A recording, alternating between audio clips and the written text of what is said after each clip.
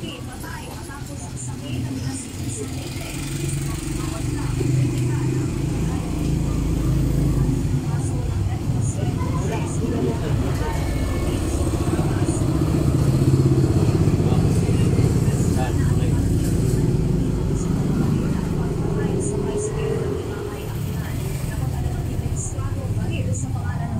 Sensitive na part. Ikasama na balang paging sa buhay kahapon ni iba ay Aklan Vice Mayor Julio Estalioso ang bumaril. Konsehal nila mismo at dati pang kaalyado ng biktima na si Meryl Sinatin. Ayon sa mga pulis, nagpunta ang konsehal sa munisipyo para kumuha ng pagkala kanilang mga ordinansa at sa pumunta sa opisina ng biktima. Pinunta ng konsehal kung anong kasalanan niya sa Vice Mayor. Ang sa pinagana ng konsehal si Estalioso, pinunta ng biktima sa dibdib. Naisugat pa siya sa ospital pero idiniklara rin dead on arrival. Na-arrest ng mga kanilang konsehal na si Sinatin. Napagalaman din ng pangalan sa konsehal ang lisensya ng baril ayon pa sa mga pulis. May personal na alita sila Sinatin at Estalioso.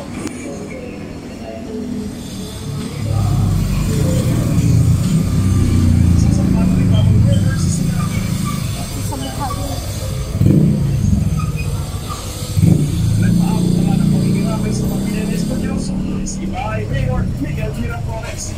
Ikinalulungkot daw niya ang nangyari sa kanyang dedicated na si Alcate. Ibahay LGU na kailangan sumailalim lahat ang kanilang empleyado sa security check para maiwasan makulit ang krimen. Nagbabalita mula sa frontline, Gary De Leon, News 5. Patay ang isang lalaki matapos pagsasaksakin ng kanyang matagal ng kaalitan sa Leyte. Kritikal naman ang isa pang lalaki umabot ng law sa kanila. Yan at iba pa sa Express Report ni Nina Ongpaupo. Itinuro ng testigo yan kung saan mismo sinaksak ng isang lasing na lalaki ang dalawang biktima sa Barangay Santo Niño sa Isabel, Leyte. Patay ang isa sa kanila na kinilalang si Alice Angel, 40 anyos. Saksak sa tiyan at ikinasambong biktima. Kritikal naman ang isa pa na si Alice John, 57 anyos. Ayon sa mga pulis, dumating ang suspect na si Alice Emil at kinumpronta si Alice Angel. Matagal na raw may alitan ang dalawa. Pagkalabas ni Angel, agad siya inundayan ng saksak ng suspect. Agad namang naaresto ang salari na sobrang kalasingan ay wala ang malay na nakapatay na siya. Na-recover din ang pinapatay. Nakaharap ang suspect sa likod ng salari.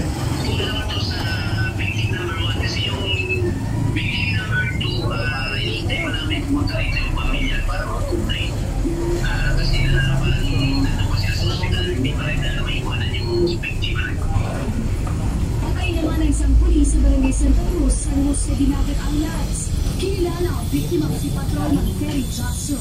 Base sa investigasyon, target ang gagawa ni si Abner Cosador ng isang operasyon. Dahil sa unang problema, sa RA 10591 na comprehensive law on firearms and ammunition. Nakausap ka lang ng dalawang undercover police sa Cosador, pero pila na tulungan daw niya ang mga pulis sa amang ito. Kaya agad siyang umutog ng paligid 45 baril at pinakabahan sa ulo si Jasso. Lumasok naman ang kabahan si Patrolman Leonel Estroso at pinapatutan din ng suspect ng 7 beses na pagulong pinamatay.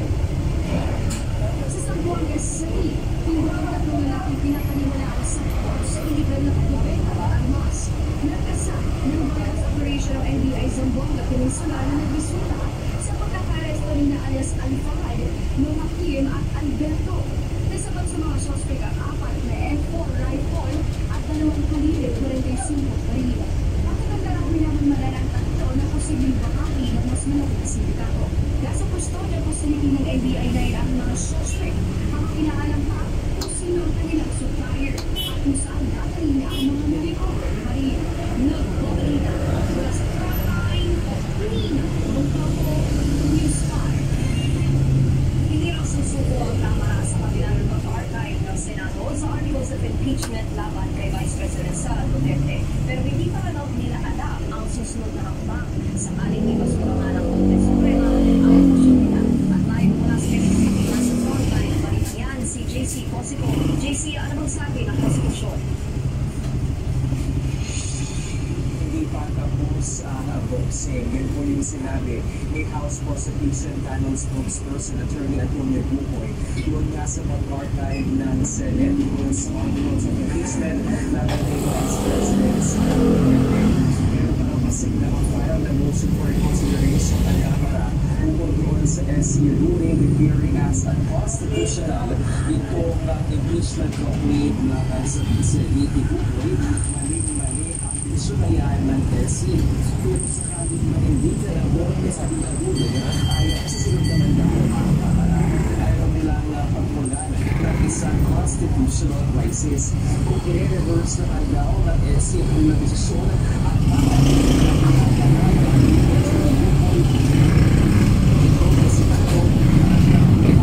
Bigit ko ba dito muna sa North Philippines?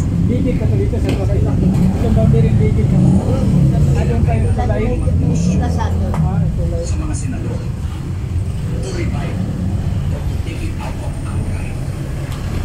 The motion is to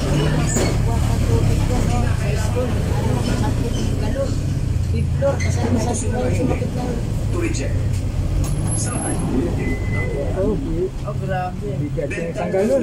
Sampu ko na. Bring us to a constitutional crisis. Sasabihin ng Supreme Court, hindi, tama kami. Hindi mo namin susuwayan yan. Sisiyan ko na eh.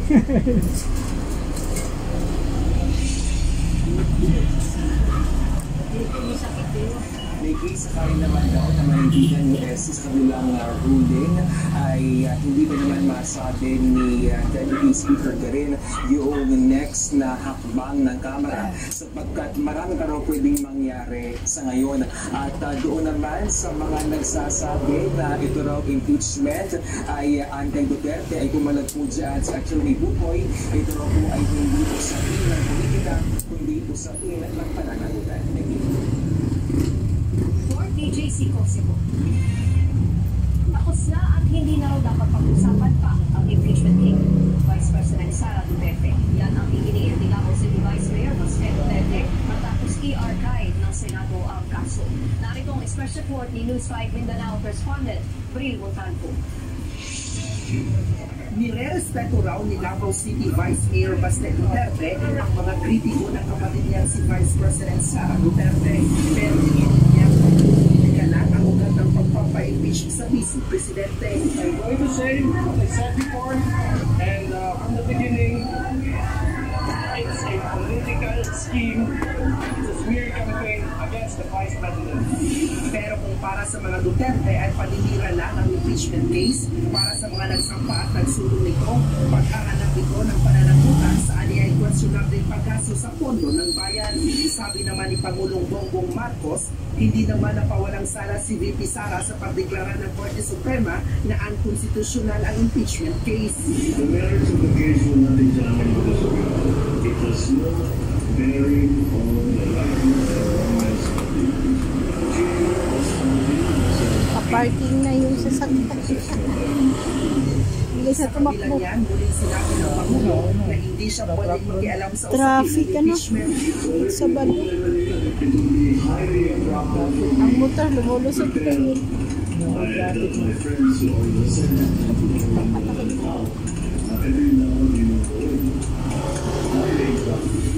Pero bilang duda rito si Vice Mayor Baste. I don't want to even look into what he's saying. Because nothing really good comes out of his mouth. Nakatakda namang bisitahin ni Baste ang ama niyang si Alamero. Duterte sa ICC Detention Center sa Dahig. Ayon sa kanya, pumayat na raw ng gusto ang kanyang ama. Grabe. Any other person that will be in detention will be depressed. And you have trouble eating. Positively, it's okay, but it's not a young person. It's old. Nagbabalita mula sa frontline, Bril Montalvo, News 5, Mindanao. Bilhin na niya. Update naman tayo mga kapatid. Pero posible pa rin ang mga pagkakasal. Ayon sa pag-asa, area of responsibility ang dating bagyong Fabian na ngayon low pressure area na lang. Wala na rin itong direktang epekto sa ating weather system. Pero posible pa rin ang mga pagkakasal sa southwest monsoon o mga baga sa Quezon, sa Europa, Bicol Region at Western Visayas. Habang maulap na kalangitan at may tsansa ng panandaliang ulan naman ang posibleng maranasan dito sa Metro Manila at sa nalalamig bahagi ng bansa. Samantala, lumakas pa sa severe tropical storm ang bagyo na may international name na Mudun. Ayon sa pag-asa, posible itong pumasok sa Mark at tawagin na Victorio. Sa ngayon, wala pang epekto ang bagyo sa bansa. Susunod, isang kaso ng leptospirosis kada oras ang naitatala sa isang ospital sa Quezon City. Yan at iba pang mga balita sa pagbabalik ng Frontline. Gawas ko ng ukbi.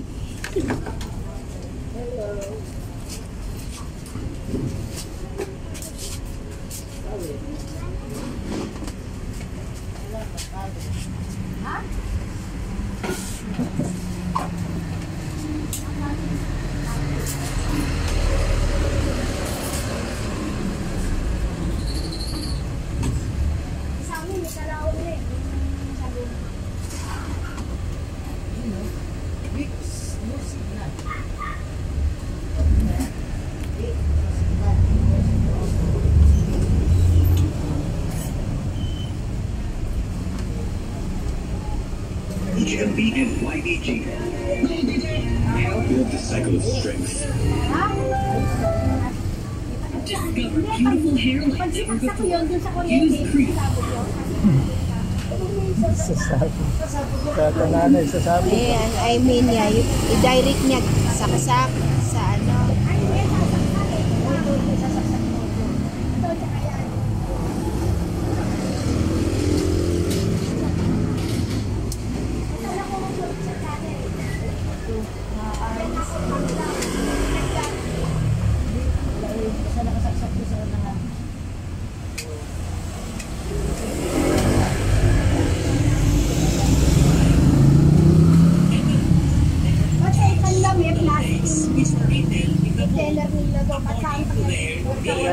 Walang plastic. Ha?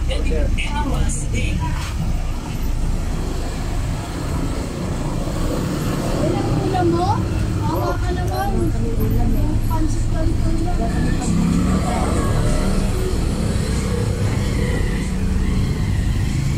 ayaw mo rinot. Oo.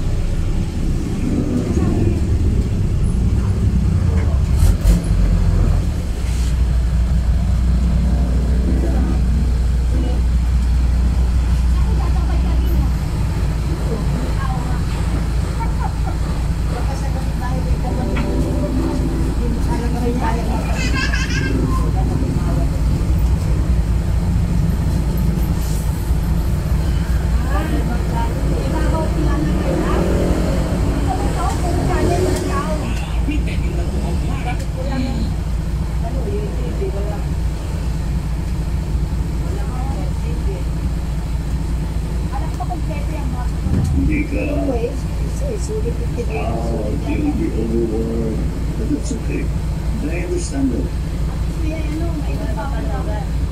One year is to have them sign right.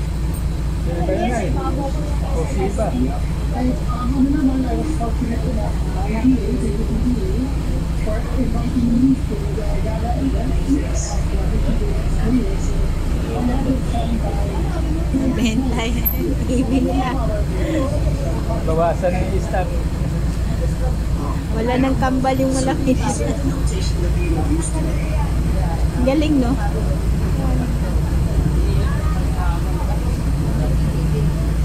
And for the direct check, since it's a line, it will either be X equal to a number or Y equal to a number, depending on our Limited ang warranty yan eh.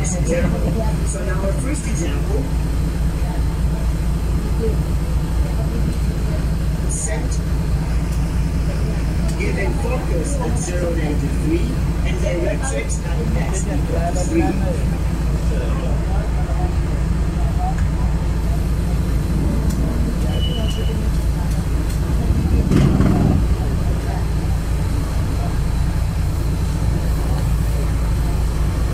Focus and directrix, and if we're going to graph it, for the vertex, it's a point at 0, 0, so here at the center, the focus is 0, -.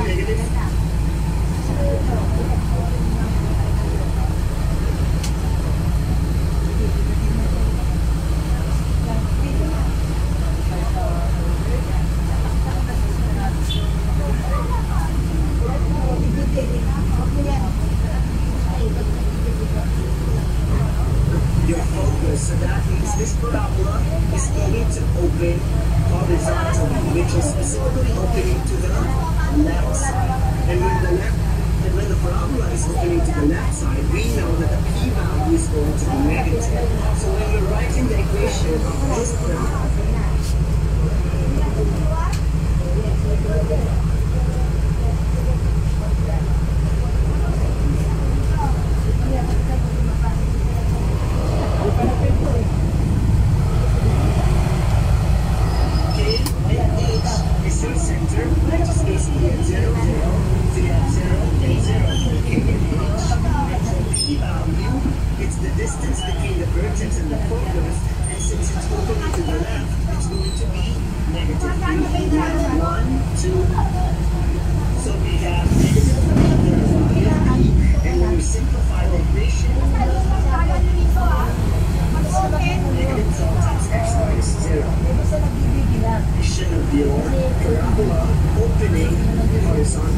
and you can further simplify this because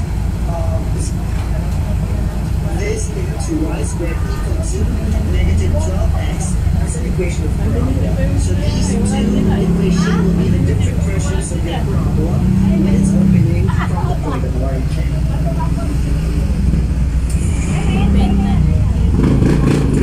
Now let's have more examples on analyzing and graphing a parabola. Now for example, instead of 3 points, we are now down to 2 points of a parabola. We only have to graph this equation of parabola with the center at 0, 0 and focus at 3, 0. So first, we have to organize the given value or given parts. Both of them are points which is at 0, 0 and point at 3, 0. Now we know that the focus is always inside the parabola, and this is very important because we want to know how the parabola is opening. And since we know it's inside the parabola, it's going to open upwards, and it can never open on the other direction to cover your focus. And that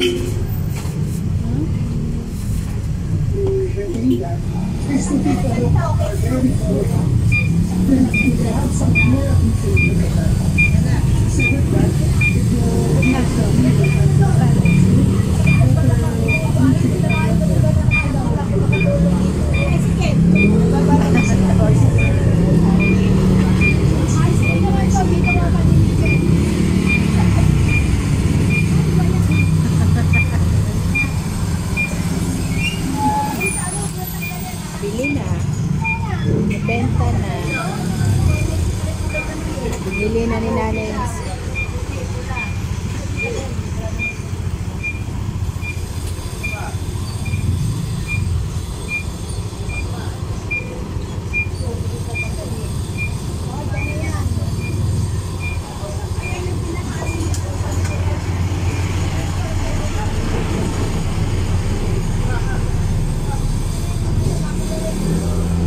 Linisin lang yan.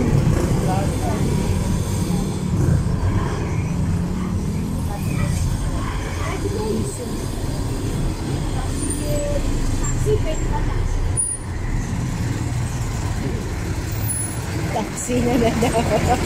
Sabi si Nanay mag-taxi na siya. Ah! Sama pala yung cooking class. Oo. Kano din tayo ba yan? Alin? TV? Yung one thing yan, may transformer. Ano naman yan? Oo. Yung transformer. Okay na, may transformer. One thing lang kasi yan eh, galing sa ibang bansa.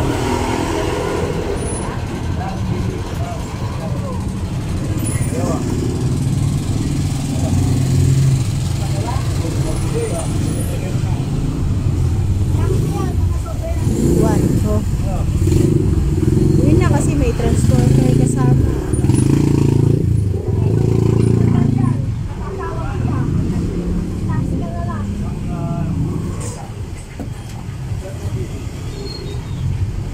Sa loob ng taxi. Deliver ko na lang yan ay. Deliver ko na lang po. Paano nyo? Papalala mo. Hindi alam na asawa ko yan. Sabi ko hindi nga kasi sabi ko 500. Sabi ko may utang ako yung 500. Kinakasabwat. Kinakasabwat doon niya si...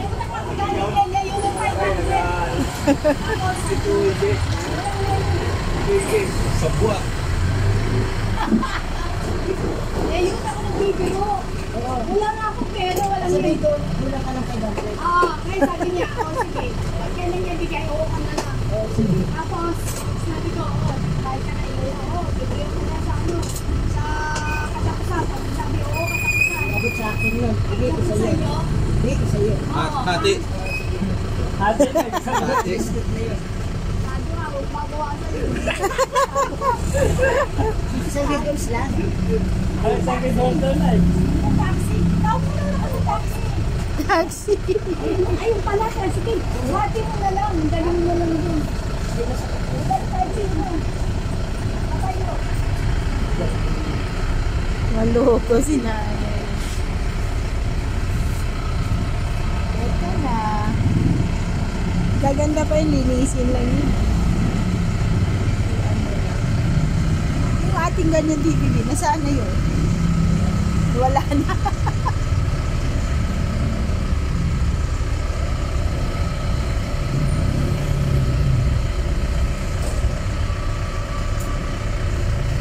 Grabing haba ng oras.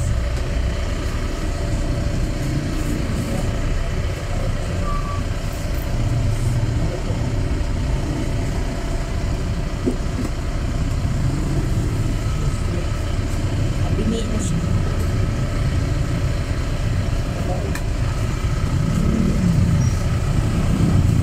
Up for the box.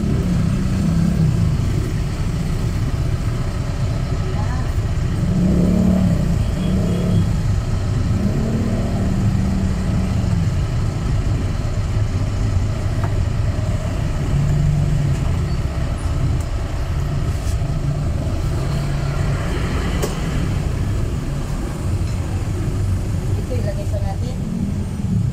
Hindi na po. Wala po ka. Hindi na maganda ibalik. Hindi na maganda lang. Mukha. Eh, linisin na na. Meron daw screen TV. Nasa rin na lang yung screen. Ha? Paliguan mo? Paliguan mo? Wasi. Magutom na ako din.